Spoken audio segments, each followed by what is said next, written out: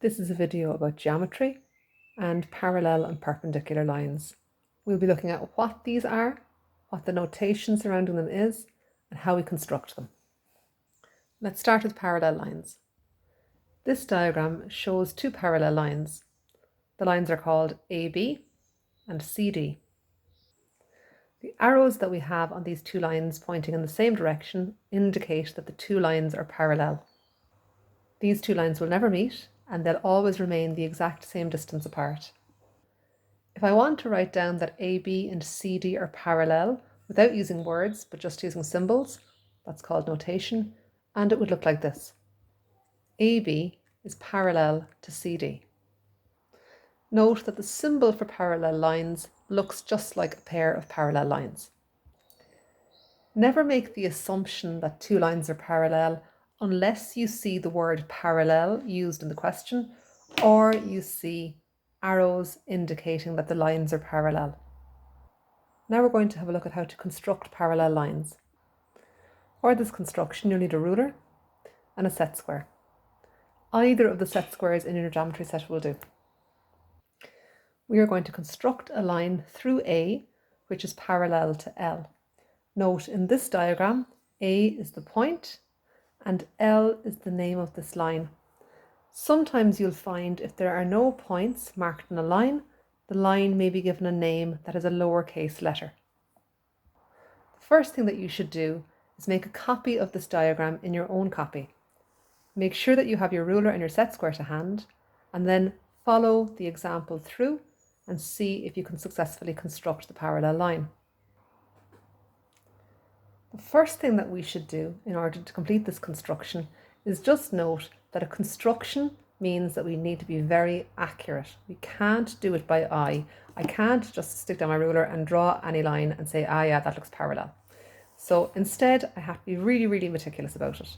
I'll start by taking my set square and I'll line my set square up with the line L. And I'll line it up nice and carefully so it lines up perfectly with that line.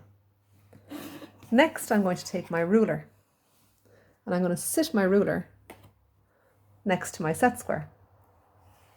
This will allow me to move my set square along the ruler and remain parallel to the line L. Because I want to go through this point A, I'm going to push my ruler and set square over until the ruler lines up with the point A. Make sure that your set square still lines up with the line L. Then I'm going to push my set square forward until it is in line with the point A. I'm then going to take my pencil and I'm going to draw a line through A.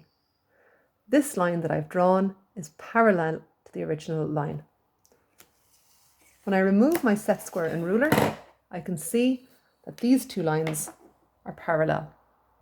At this stage, I can, if I wish, replace my ruler and make that line a little longer. Notice that I've marked in my two arrows pointing in the same direction to clearly indicate the two lines are parallel. Practice this construction a few times until you're confident with it. Next, we'll look at perpendicular lines. Here I see a pair of perpendicular lines. I can tell that they're perpendicular because this symbol here indicates an angle of 90 degrees. Two lines are perpendicular if they meet at a 90-degree angle. If I want to write down that these two lines are perpendicular, I can use notation.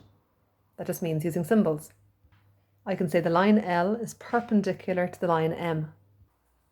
I can see that the symbol for perpendicular actually looks like two perpendicular lines. Again, like before, if you're dealing with a question in geometry, never assume that two lines meet at 90 degrees unless something in the question indicates it. Either the question might state in words that the lines are perpendicular, or you'll see the symbol here for a right angle. Next, let's look at constructing perpendicular lines. This time I wish to construct a line through B, which is perpendicular to the line N. Note, B is the point that I'm given here, and N is the name of the line that I'm given.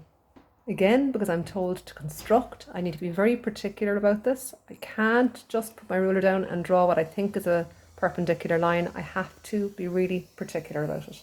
Again, I'm going to use my ruler and my set square. I'm going to start by placing my ruler in line with the line that I've been given. I'm then going to take my set square and sit it on the ruler. This makes sure that the set square is sitting perfectly on the line. I'm then going to slide my set square until it lines up with the point B.